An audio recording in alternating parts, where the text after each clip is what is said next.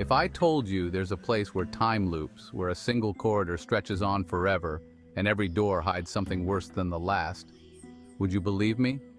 Probably not. But I've been there. Room 217 at the Winston Manor doesn't just haunt you, it reveals what's inside you. And if you don't think you'd ever set foot in a place like that, just wait. I didn't think I would either. Jake had been looking forward to a weekend getaway with Emily. They hadn't been on a trip in months, and things between them had been tense lately. He thought a spontaneous night at Winston Manor, a picturesque Victorian hotel on the edge of town, could be the reset they needed. The hotel had a storied past which he'd dismissed as ghostly nonsense, a mere ploy to attract visitors. As they entered the lobby, Jake noticed an immediate chill in the air, a staleness that seemed to hang over the place. The hotel was grand but dimly lit, its elaborate wooden walls and creaky floorboards whispering secrets of guests long past. The receptionist, an elderly woman with a piercing gaze, handed them the key to room 217 with an odd smile. Come on, Em, don't tell me you're buying into all this ghost nonsense. It's just a hotel. Are you sure this was a good idea, Jake? Room 217 was luxurious yet hauntingly outdated, the kind of place you'd imagine in a ghost story. An ornate chandelier hung from the ceiling, and heavy dark curtains framed the windows. The bed looked old but inviting, with soft, thick blankets that seemed to swallow the light around them. Did you hear that? Jake tried to laugh it off. Probably just an old building settling. Don't worry. But as the night wore on, the sense of being watched only grew. Later that night, Jake decided to explore the hallway, hoping it might calm his nerves. He kissed Emily's forehead, promising he'd be right back. As he stepped out, the corridor was unnaturally silent, the kind of silence that makes your skin prickle. The air felt heavier, thicker, as though he were stepping into another world. Jake took a few steps, his footsteps echoing, only to hear another set of steps mirroring his own. He stopped. The footsteps stopped. He walked forward and they started again, footsteps too heavy to be his own. Hello? The only response was a faint whisper that echoed from down the hall, a voice he couldn't quite understand, calling his name softly. He shook his head, brushing it off as his mind playing tricks. But then he heard it again, closer this time. Jake. He backed up against the wall, his heart pounding, and the floor creaked behind him. When he turned, he saw the distorted figure of a man at the far end of the hallway, slowly walking toward him. But as it approached, he realized the figure was himself, a twisted, malevolent version staring back with a grin that sent chills down his spine. The doppelganger stopped, tilting its head. Jake could only stare, paralyzed, until he forced himself to break eye contact and bolt back to the room. What happened? I thought I saw something. Back in room 217, Jake burst through the door, slamming it shut, panting heavily. Just then, the lights flickered, casting long, ominous shadows across the walls. The room felt smaller, as if it were closing in around them. Jake reached for the door, but the hallway outside was no longer the same. Instead of the comforting light from earlier, it was now a dark, seemingly endless corridor. They tried leaving, running down the hallway in search of an exit, but the corridor kept shifting, each door they opened leading back to where they'd started, as if mocking their attempts to escape. One door revealed a blood-stained version of Jake's childhood bedroom. Another opened to a grim replica of Emily's college dorm, a haunting reminder of a traumatic event she'd tried to bury. This isn't real. We have to stay calm. The creaking sound returned, closer this time, like someone or something was right behind them.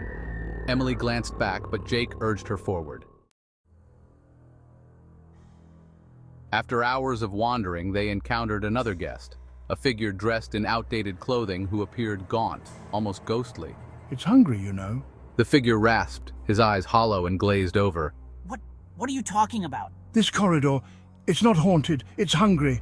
It feeds on fear, on the darkest parts of you. Once you open the door, it's part of you, forever. Emily gripped Jake's arm, her face drained of color.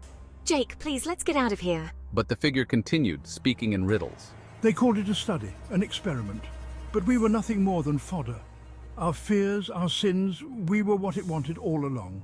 The ghostly figure vanished, leaving only the faintest whisper of a laugh that echoed around them. Chapter 6. The Descent into Madness. As the hours wore on, the corridor transformed, showing more horrific images tailored to their worst memories. Emily began to crack, hearing familiar screams, voices from her past taunting her, blaming her. Shadows danced around them, watching, laughing, like silent witnesses to their despair. They opened another door, and this time, the scene inside was horrifically detailed. Jake's father standing over his childhood bed, his hands covered in blood, mocking him with every word. You were always weak, afraid, hiding in the shadows. Emily gasped, clutching Jake's arm. The walls seemed to pulse with life, breathing in unison with his rising fear. The lights flickered again, and just as they thought the horror couldn't get any worse, they heard footsteps, heavy, deliberate, approaching fast. They ran, their own heartbeats pounding in their ears. But the footsteps kept pace, a relentless rhythm echoing through the endless hallway. Chapter 7. The Experiment Unveiled. After what felt like an eternity, they stumbled upon a journal discarded in the corner, its pages filled with notes from past victims who had fallen into the corridor's grip. Scribbled words painted a picture of unimaginable suffering. An experiment in the 1920s, where scientists studied the effects of fear on the human psyche, using the hallway to trap and test subjects. The corridor adapts, changing its form to match the deepest regrets and fears of those who enter. It feeds, growing stronger with each new victim. Escape is an illusion. The only way out is surrender. Emily looked up at Jake, her face twisted in horror. We're never getting out of here, are we? Before he could respond, the door at the end of the hallway creaked open, revealing a blinding light. Desperate, they made a run for it. Jake's heart pounded as he grabbed Emily's hand, dragging her toward the door. The doppelgängers on the bed began to laugh, a low, sinister sound that filled the room and echoed down the endless hallway. Jake felt the corridor constricting, the walls seeming to breathe as shadows pulsed and moved, narrowing in on them. "Run!" he shouted. They tore down the hall, feet pounding against the ancient floorboards. With every step, the distorted versions of themselves seemed to grow closer, laughing, their faces twisted into monstrous, blood-splattered grins. Behind them, the floorboards began to buckle, splintering like brittle bones as if something massive was tearing through the wood, chasing them. Shadows seeped out from cracks, reaching for their legs, whispering their names. Suddenly, a blood-curdling scream erupted from the darkness, and an unseen force yanked Emily's arm, throwing her against the wall. She hit with a sickening crunch, leaving a bloody smear as she struggled to stand. Jake rushed back, adrenaline spiking as he hoisted her up, but just as he did, a sharp pain tore through his calf. He looked down to see a shadowy claw ripping into his flesh, drawing fresh blood. "Jake!" Emily's scream broke through his pain. She grabbed a shattered mirror shard from the floor and stabbed at the shadow, severing its grip. They staggered forward, blood pooling under their feet. The exit was in sight, a door at the end of the hall glowing faintly. They pushed harder, lungs burning, but the doppelgängers appeared just ahead of them, blocking their path. With a roar, Jake lunged forward, tackling his double. They tumbled to the floor in a flurry of punches, blood, and broken teeth. Jake's hands gripped around the creature's throat, squeezing until it convulsed and melted into black mist. Emily wrenched open the door, grabbing Jake's hand as they stumbled through. But as the door slammed shut behind them, they realized they were right back where they started, back in room 217, the doppelgängers waiting on the bed with those same horrific grins, whispering, "Welcome home." They realized in that moment that they were doomed to remain here, trapped in the endless corridor, a twisted part of Winston Manor's legacy. As the lights flickered once more, their own figures began to dissolve, fading into the shadows. If you made it out of this story with your sanity intact, you're braver than most. Hit like if you survived and subscribe if you dare to come back for more chills and thrills. See you on the other side.